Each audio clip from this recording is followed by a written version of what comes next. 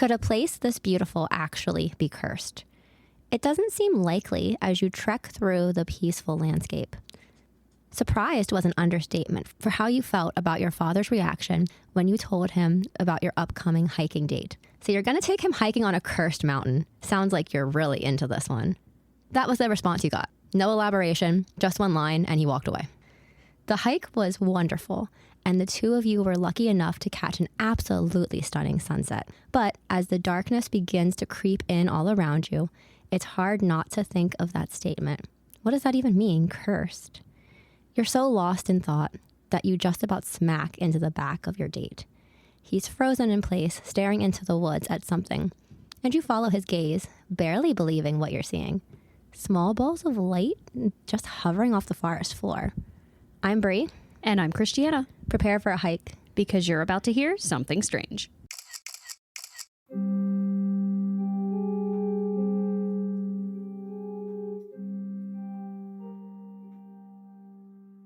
Welcome to the January Strange Snapshot, the Hawk Mountain Hauntings. Just a little PSA, guys. In case my voice sounds different, I am horribly allergic to Christmas trees, so you're hearing the after result of that. We're doing great. It's good, it's fine. This particular episode is tied into the Hex Hollow episode. Because I believe I mentioned Hawk Mountain when we were talking about the powwow information, because powwow does tie into this. We might have talked about it in the Appalachian folklore episode too. Okay. So our sources, the first one's my dad, because I have an encounter on Hawk Mountain from my dad that he told me a while ago. Awesome. Hawk Mountain Sanctuary, I really encourage people to go on this website. It's hawkmountain.org. And so Hawk Mountain, we'll get into this a little bit, is an avian sanctuary. So they have a lot of birds of prey that the sanctuary for. Ooh. So if you get a chance, go onto that website because they have all kinds of cool information. I'm going to butcher this name. Schambachers? I was going to say Schambachers. Schambachers Tavern, a real ghost story. Ooh. The Pennsylvania Rambler, the haunts of Hawk Mountain. TripAdvisor. I got an encounter from TripAdvisor. Oh, sick. Okay. Isn't that cool? Yeah. We have some pretty intense trigger warnings for this episode, including alleged murders, gore, dismemberment, decapitation, potential cannibalism. All right, so some background on Hawk Mountain. Oh, before that, what do you know about Hawk Mountain? Have you heard of it? I don't know anything about Hawk Mountain. I had not heard of it until if we touched on it briefly in those episodes, but I don't know anything about it at all. So going in blind again, which I love. Are you ready to be edumacated? Yes. The joke used to be we put the J in edumacation at the high school I went to. So some background on Hawk Mountain. I keep teasing this. It doesn't happen. Like I said, it's an avian conservation place, and mostly they kind of focus on hawks and other large birds of prey. Okay, makes sense. Aptly named. So Hawk Mountain is a bird sanctuary in Kempton, PA. It's part of the Appalachian Mountains. This is approximately 45 minutes from Reading, Pennsylvania. And I'm going to get really excited whenever I mention Berks County because this is my home county. Yes. I have a question. Is it 45 minutes our side from Reading, our side, or on the opposite side? Going towards the coal regions. Okay. Because I want to go to here. Other side. We should go. It's a really cool place. Yeah. Take the Doges. Yeah. I think on the state game lands next. I can't think of this is the same one. So I grew up in a hunting family. I never hunted, but I grew up shooting archery. Mm-hmm. I'm telling them, you know that. Yeah. And we used to do 3D shoots where they'd have like 3D targets of animals. And I think I went to the one here before. Oh, cool. But there was one that they had like, they didn't have enough parts to make like a whole animal. So they just like had a chimera. Oh my God. I think they called it like a mountain deer. It was like a mountain lion deer. I'm dead. That's funny. It's a not deer. It's a not deer. We both said it. Okay. Does that count as a fey mention? Yes. Not deer? It has been, back to Hawk Mountain, has been a sanctuary for 85 years. That's cool. So it was founded in 1934 by Rosalie Edge, and due to concerns about overhunting of raptors on Kittany Edge. Cool. That's how you say that, Kittany. Yeah. Apparently, it's one of the best places in northeastern North America to see the autumn hawk migration. Oh. So that's some of the background. Once again, it's a beautiful place. I highly encourage if you're in the area going. They have all kinds of different like conservation, education things. That's cool. Yeah, I really want to go there now. Yeah, check out their website. Really cool place. Yeah. Are you ready to hear the spooky stuff? Oh, absolutely. So- Always. So in my home area, I've mentioned before, I'm from Berks County specifically. I'm from the greater Reading area. My hometown, I'll say what it is. My hometown is between Reading and Allentown. Figure that out. There's a couple towns in that area. Good luck. I've given enough clues that like if someone grew up in that town at the same time I would, they'd be like, yes, we know where this is. Like, oh, okay. Yeah. The town that had the camel next to the grocery store. I'm not even kidding. I love that. Did you not know that? No. Oh, okay. So in my home area, Hawk Mountain has long been a source of ghost stories, and there's been tales of all kinds of odd occurrences. These stories include ghosts, murders in a tavern, unexplained deaths and disappearances, and a massacre from the French and Indian War. Ooh. During the early 1900s, it is also home to a Pennsylvania Dutch powwow practitioner. So that's different than Native American powwow. Can I ask you to give them just a quick recap on what powwow is while I have some more in my cough drop? Yes, absolutely. So we touched on Pennsylvania Dutch powwow in our episode on the Hex House murders in Hex Hollow. Powwow practicing in the Pennsylvania Dutch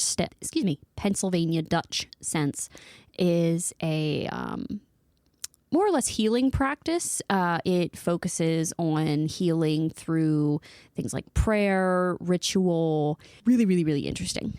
I think it'd be technically considered like Christian folk magic. Yes, Christian folk magic. And again, it is different from powwow in the native sense.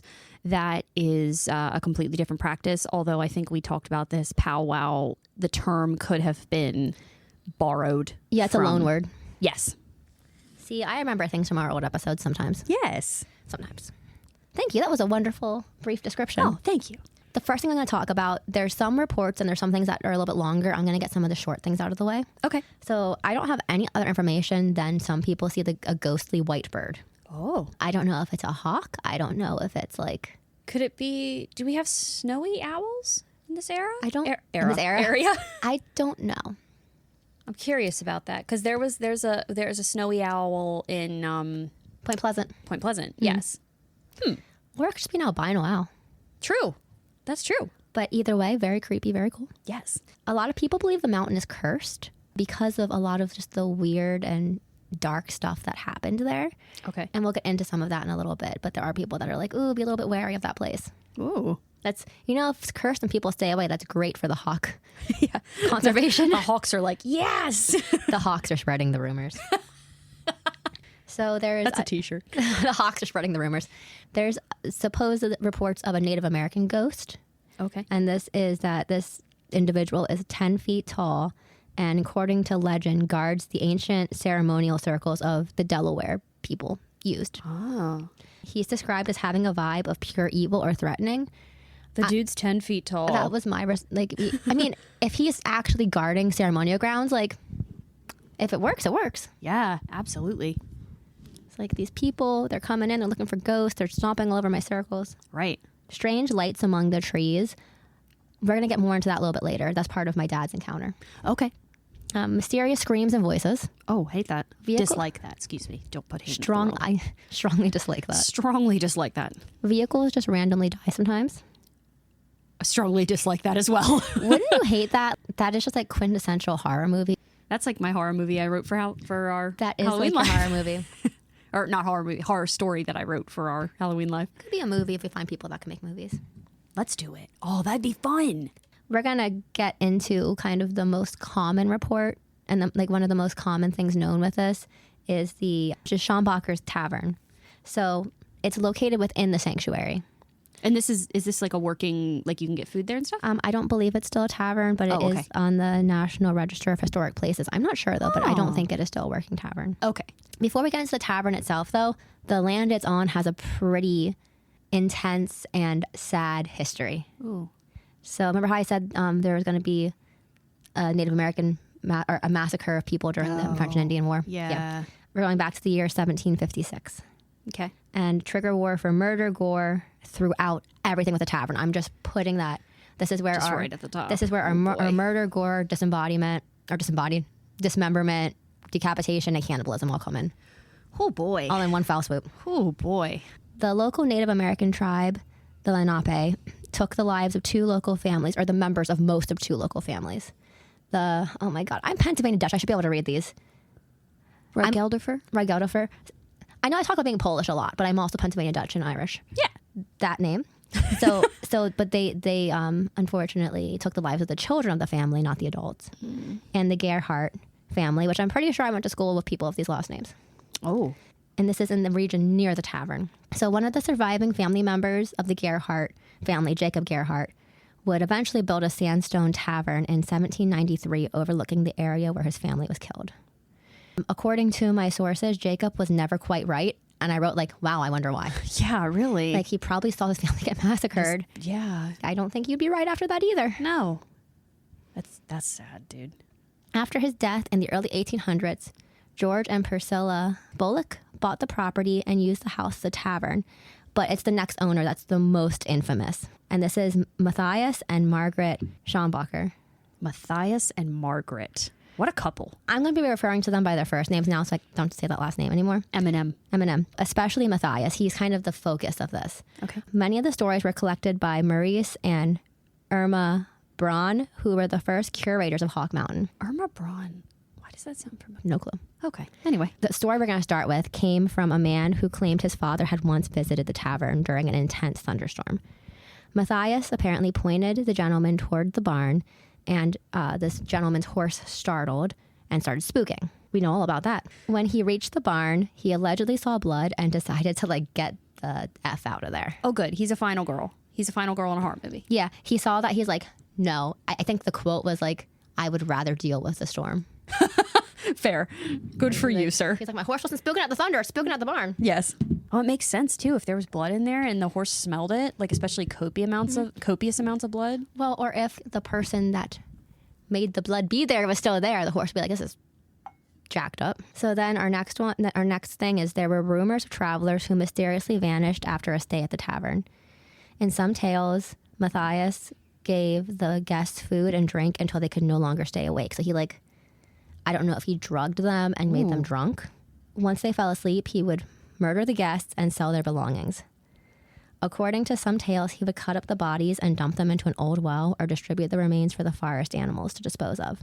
Whoa. In other variations, he would make, and I quote, old German sausages. Do you want to guess what that is? Oh, he's just making people sausages. He's doing a Sweeney Todd, but it's not meat pies. Oh my gosh. This is okay, not the cannibalism, but this is reminding me of have you heard of the Bloody Benders? Yes. That's what this reminds me of a little bit. And once again, this is all folk wives' tale. Maybe it happened, maybe it didn't. Maybe yeah. Maybe I'll do an episode on the Bloody Benders. That'd be cool. Yeah. Then we have Elias Featheroff's visit. What a fun name. Feather. I was just gonna say I like that name. That's good for Hawk Mountain. Yeah. We need a yeah. He supposedly heard odd noises while walking over the mountain and approached the tavern's barn. These noises sounded like a person in distress. So Elias, being a good, decent person, was like, oh my gosh, I need to help them. Yeah. So he approached to try and help. And then he saw Matthias wielding a hatchet. When he was spotted, he yelled, go away quick, or I'll sink this hatchet into your head. Elias chose to peace on out of there. He's like, nope. Yeah, I have to say, I don't think I would do any different. I feel bad for if there is someone inside, I can't do anything to help you if I am also dead. I would go to the police. Now, I know Kempton is kind of far out there, but they know where the tavern is. They know what the owner looks like. Yep. Hey, I saw someone just get hatcheted. You should go there. You should go to there. Bring protection. For real. We have the story from Ed Trexler, and this is his father's tale. And I'm going to read this one verbatim. Okay. Ed Trexler recounted his father's tale of a man peddling old Civil War uniforms in Albany Township, which is a township really close to Hawk Mountain, during the 1870s. This man was eventually reported missing and had last been seen heading up the mountain toward the tavern. A few weeks later, Matthias was seen in Reading, Pennsylvania, selling merchandise similar to the peddlers. Ooh. Oh, boy. What are your thoughts? I feel like they might have had a serial killer on their hands there. That's a lot of, it is folklore, but it's not out of the realm of wow, that sounds insane. Yeah. And we're talking the 1800s. We'll get into the serial killer thing. My thought is, of course, Berks County. Yeah. We're finally talking about Berks County. What are we talking about? Potential serial killer. It's been a moida. So folklore says that Matthias killed at least 11 people. Ooh. According to my source, if that's actually true, he may have been America's first serial killer. That's interesting. He passed away. Okay, I'm going to have to... Okay, I'm sorry. Good. I'm definitely going to do an episode about bloody benders now. I look forward to it. Well, maybe that's not the right word.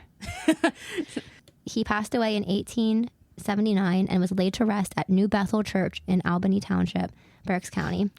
But our story's not over yet. One story tells of a deathbed confession where he claimed that an evil spirit on the mountain whispered to him day and night, encouraging him to act on murderous impulses. That's a direct quote. Oh, wait, when does this is... Okay, Ronald DeFeo. Okay, Ron DeFeo Jr. Isn't it weird how that ties in? Because, like, you guys chose this. Yeah, this was not planned. I was greatly hoping for this one because let's be honest, I want to talk about Berks County. And I have a family tied to these hauntings, not any murders, just like my dad had experiences in the woods. Right. We didn't. My family did not murder anyone as far as I know. As far as we are aware. But that is a weird tie-in. That's a crazy tie-in. To quote our friend Judy, because we haven't talked about her in a while, the universe lurks in mysterious ways. Sure does. That's a t-shirt too. That's a button. It's a button. Another story focused on his internment. As his remains were being lowered into their final resting place, a bolt of lightning struck nearby. This kind of startled the pallbearers. Yeah. And his coffin rolled over, causing him to be buried face down. Oof. His ghost is supposedly reported to be seen running people away from the tavern with a bloody hatchet. It's not funny, but it's like the quintessential Halloween ghost. That it is. It really is. Is his grave still there? Like, could you see Yes, his... I believe so. Cause I'll have to double check, but I'm pretty sure like we know he was a real person. Oh, I want to go see this guy's grave. I mean, we can. Not at night. Not at night. I don't think most cemeteries let you in at night anyways. That's true. I want to go to this place. I want to, for one, I just want to hike around because it sounds gorgeous. But I also, I want to visit these places. Do you know what we should do? Because this is kind of like, it would be on our way to Centralia. Oh, there we go. Yes. Swing by Reading, go to V&S Subs. They have really good, they have really good cheesesteaks. Ooh. But like cheesesteaks in Reading are different than cheesesteaks in other places. They're closer to Philly than the cold cuts other places, but we put extra things in them.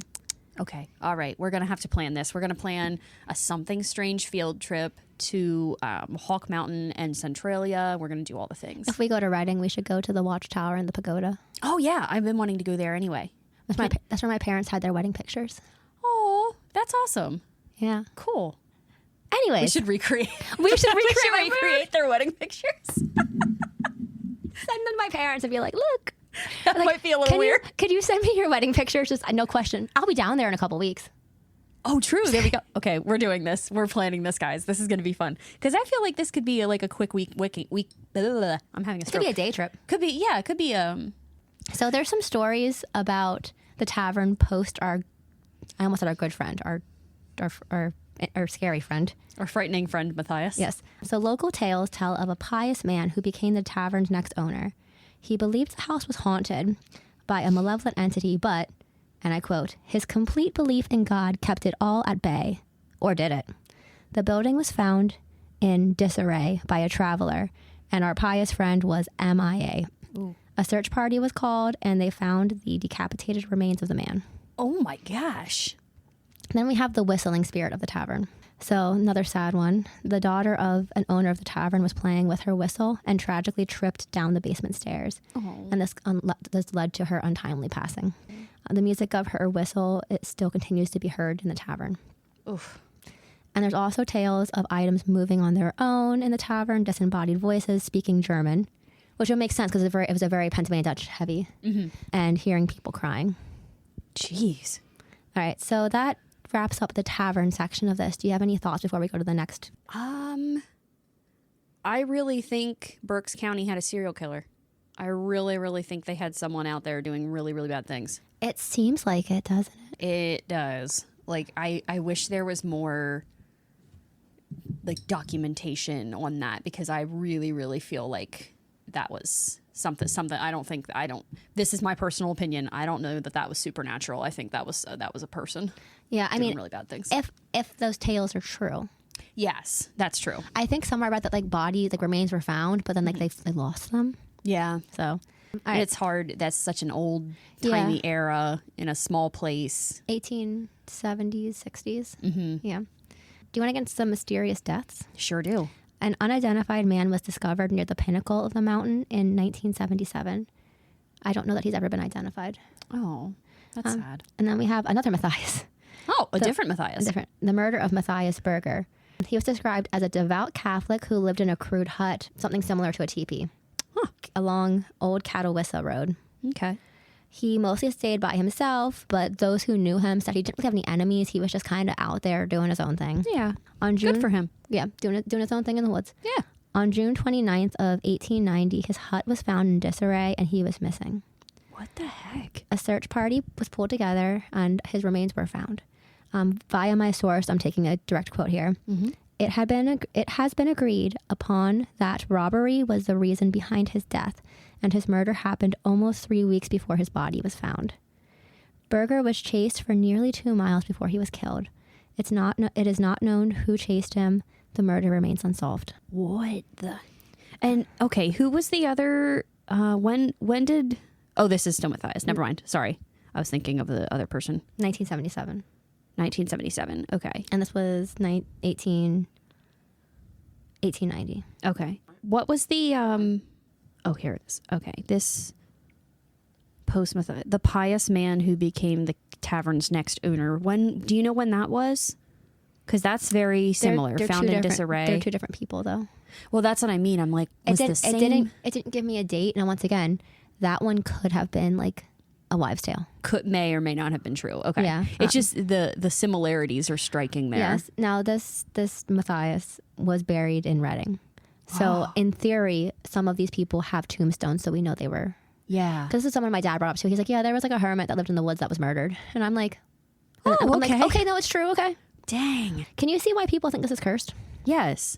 I also want to know, I'm like, oh, there was a robbery. Why did they chase him for 2 miles? That was not a robbery. Unless he grabbed goods. Maybe. But what did he have? That's not, yeah. I want to just, okay, if I had a time machine, man, I'd be back here. I'd be on the case. So before we get into my dad's story, do you have any thoughts about Hawk Mountain and like the histories of the hauntings there? Oh, man. I just want to know more. I'm like, I am so invested in this. This is fascinating.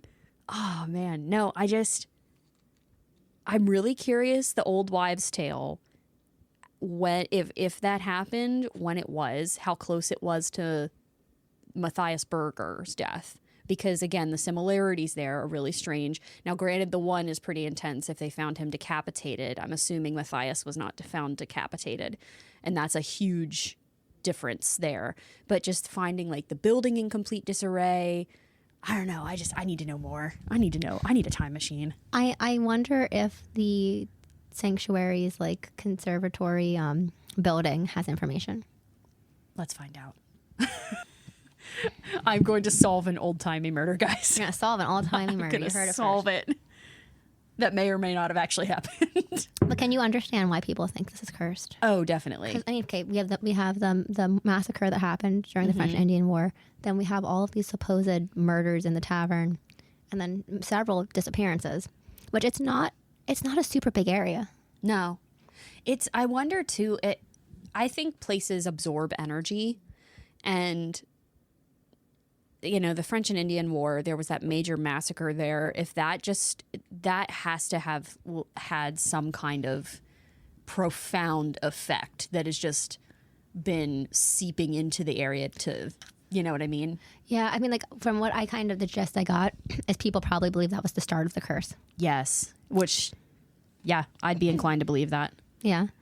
All right. Man. Do you want to hear my dad's story? I do. So just some background. This happened on the state game land adjacent to Hawk Mountain because you can't hunt there.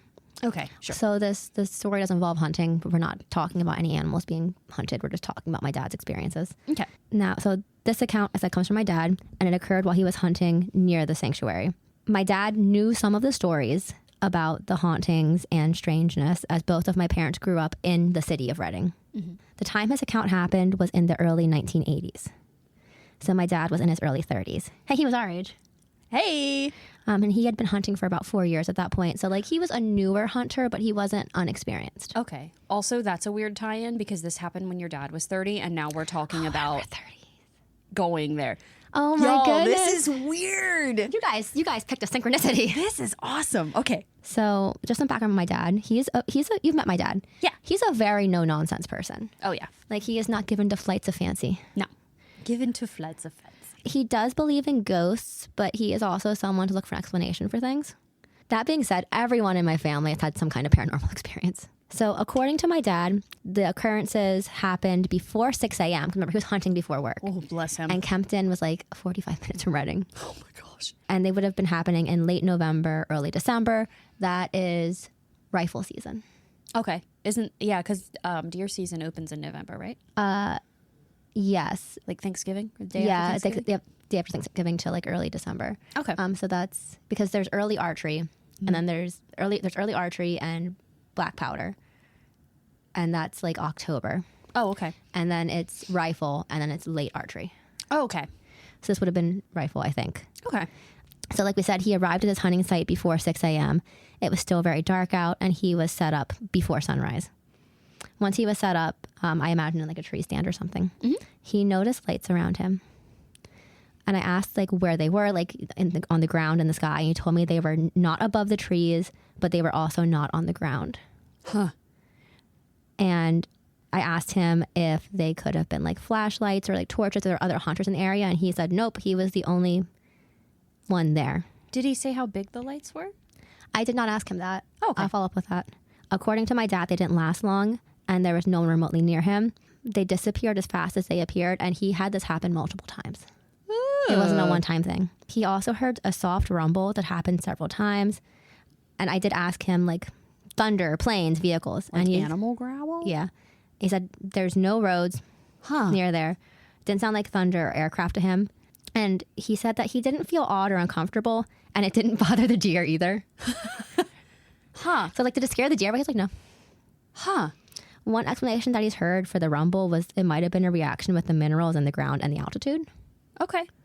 Don't know how that works. I believe him. He's a hunter. He also, like, we're also pretty close to the core region, so maybe there's, like, Oh, sure. open cavities and stuff. In the, Yeah. yeah. That would make sense. Said, I've never had anything weird happen on 3D shoots there, but I was also there, like, in broad daylight with a bunch of other people. Sure.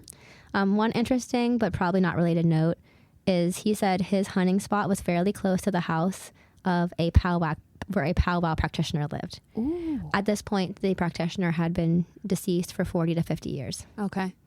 My dad continued to hunt in that spot for several years until his friends decided to hunt in different areas. So then he just went with them. It wasn't the lights that scared him away. No. It was just like, oh, my friends aren't here anymore. I Yeah. want to go somewhere else. You know, good for him. What do you think the lights are? Because I have a thought. I hear floating lights like that, and I automatically think of Will-o'-the-Wisp. That's exactly what I thought too. But my only thing with that is, aren't Will-o'-the-Wisps tend to be malicious? And if he wasn't feeling some type of way with them, or is that not correct? I'm not sure. Like, they lead people places. Yeah. And they were like, oh my gosh, she's not leaving. So maybe they just left. Because they did try. It sounds like they tried multiple times. My dad does have a very, like, type A personality. So he's like, I'm not following you. And the will-o'-wisps are like, I'm hunting. Do you do mind? you mind? When I also, unless animals just can't, which I don't know how I feel about this, because I do feel like animals sense things that we can't, but unless they just didn't sense them, and that's why the deer weren't bothered. Because that's the other thing is, like, I very strongly believe animals feel, and I think you probably feel the same. Like, they feel stuff before we do, and sometimes things that we don't even notice. And I think if there was some kind of malevolent presence there, they would have been They would have been like, ugh. Okay, here's my other thought. It was the fae. It was like, what if it was like a wood guardian? Oh, Like some kind of like wood guardian spirit. yeah. You know, making sure you're not causing any issues. But like, what if it was like some kind of, because my dad's he doesn't hunt anymore, but he's a very ethical hunter. Oh, yeah. And so like, I wonder if whatever was out there, if it was some kind of forest guardian, is like, oh, okay. We're just keeping an eye on you, making sure you're not trying anything. Yeah. Honestly, I really like that theory. But yeah, that's my brain does go to the Fae because it's like that sounds very Fae-like. I guess the other thing it could be is maybe like the spirits of the people that passed away. Yeah. But yeah, I thought of that too. And again, I can't help but feel, I mean, maybe they're not. Maybe they're just kind of hanging out there. Maybe they're not. Hey, what are you doing? Yeah. My thoughts were, sorry, that wasn't a very coherent sentence. Especially if it was like spirits of the massacre that occurred. I would think they would be very restless and maybe not particularly most happy of spirits, but that's just me assuming. So they could just be kind of hanging out there and be like, well, this is our lot in life now, or lack of life. We're just hanging out here. My dad was just out in the woods chilling with the Fae. He didn't even know He's just hanging out with the Fae. I hope my parents listen to this one. My dad's gonna be like, you're wrong. Oh, I love this. And like the reaction of like, what didn't bother the deer? Yeah, I know that's so like didn't bother him. So, but also if I was having activity happening, well, Roxy's not a good example because she's the friendliest creature in the world. Yeah, but like, and Stella's not either because she freaks out at everything. Yeah. If I was on Minx, yes, I have one. Reggie is still yet to be figured out. I have one for sure sensible animal, and if I saw lights and Minx was not freaking out, I would be like, we're probably all right. I'd be like, am I hallucinating? But then after that, I'd be like, okay, if other people are seeing this and Minx is not freaking out, we're probably fine. Yes. Yeah. And deer are very flighty animals, so if the deer don't care. I really enjoy the theory that it could have been like a forest guardian. I really, really like that. Should we like leave an offering to it? I don't know that we should, just because, you're not supposed to give or take anything from the Fae. When people hunt, do they accidentally leave an offering to them? Because the blood drips. Oh, true. Oh, man, maybe. Oh, my God. That's probably what... Oh, my goodness. Okay, all the people hunting adjacent to it are accidentally, like... Accidentally servicing the Fae gods. Yes. Oh, man. Oh, man. All right. It's interesting. Do you want to hear my TripAdvisor? I do. So I have never found an encounter on TripAdvisor before. This is great. This is from June of 2012. Okay. We went from, like, old-timey to, like, 1700s to the 1800s? Well, my dad's was in the 80s. Oh, 1980s. Okay. Yeah. And now we're at 2012. The year the world was supposed to end and didn't. Yeah. All right, I'm going to just read this verbatim. Never thought I would have a paranormal experience in such a lovely area. I was walking in the garden and turned right after the lily pond. There was a structure there, and from the side I heard a moan. I felt an incredible dread overcome me. It was not a living animal sound, but a deeper primordial echo. This evil presence scared the dickens out of me, and I immediately turned tail and rushed back toward my wife. I was rather embarrassed to tell her of my encounter till I verified the facts on my PC later that night. Trust me, this evil presence haunts the wooded area near the garden. Where is this garden? I don't know. We probably need to find it, though. Okay. That was interesting. So he must have been recording. Yeah. Where's your recording? Wait, yes. Send us your recording. Send us the receipts. TripAdvisor person from June 2012. Please send us this, and please come hang out with us. Come hang out with us on the show. We want to hear your story. We can interview you after my dad. Yes. I know we talked about our thoughts a lot throughout this whole episode, but it is really a lovely place. Yeah. Like if it is the site where I think it is, I think it's like off of 61, to be honest. Okay. If it is where I think I have done 3D shoots near, it's gorgeous. And it's just, I think we sometimes forget that beautiful places can have very dark histories. Yes. Yep. And I think it's okay to respect both, but it's just sometimes those opposite things really surprise us. It's why it's such a juxtaposition, but I do think you're right. I think it's I say this as a reenactor, as a historian, it's very, very, very important to remember your past and remember things that have happened, dark things in history, and respect them, because that is how you keep that from happening again. But it is also okay, I feel, to move forward and say, like, I respect this happened here, but we can move past this and see the beauty that this has to offer. I think it's okay to remember the past. Yes. And also, like, recognize, like, I mean, look at Gettysburg. It's a beautiful place, but it was such a horrifically bloody battle. Yes. There was a lot more to the history of Hawk Mountain than I remembered when I started doing my research. Yeah, I don't know much about the French and Indian War. I don't either. I really don't. That's not an area that I've studied at all. I know it was the French and Indian against the United States and, against the British. We weren't a country at that point. Right. It was the French and Indians against the colonies and Yeah. the British Empire. Wild times.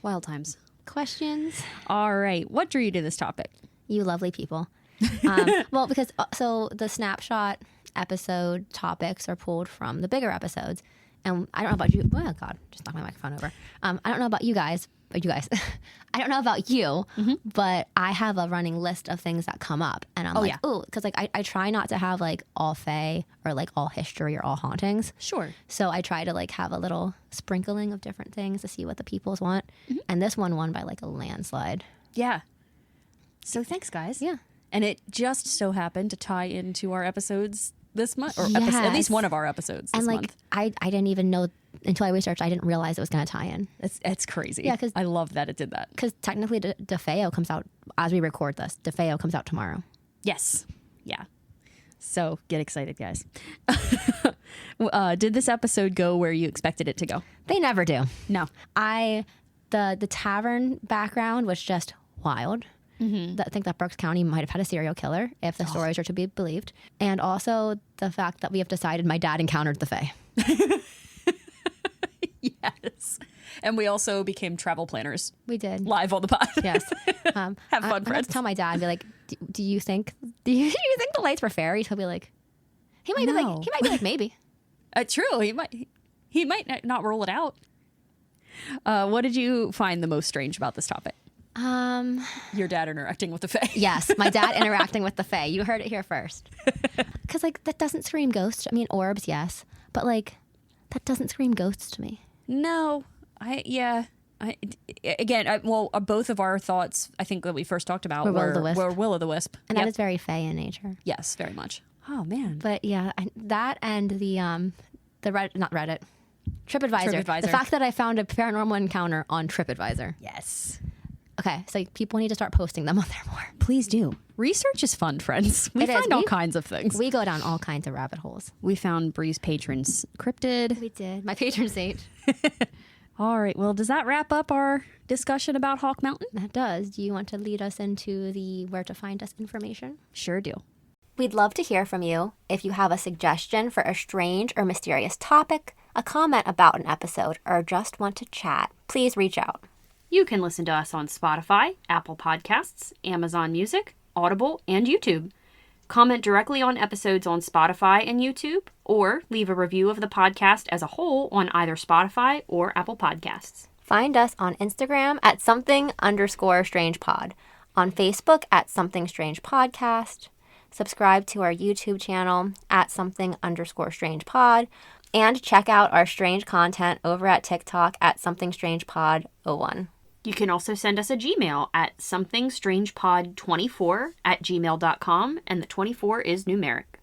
Well, strangers, it's time for us to part ways. Until we meet again, watch out for strange lights in the woods. We'll be back again soon with another Something Strange.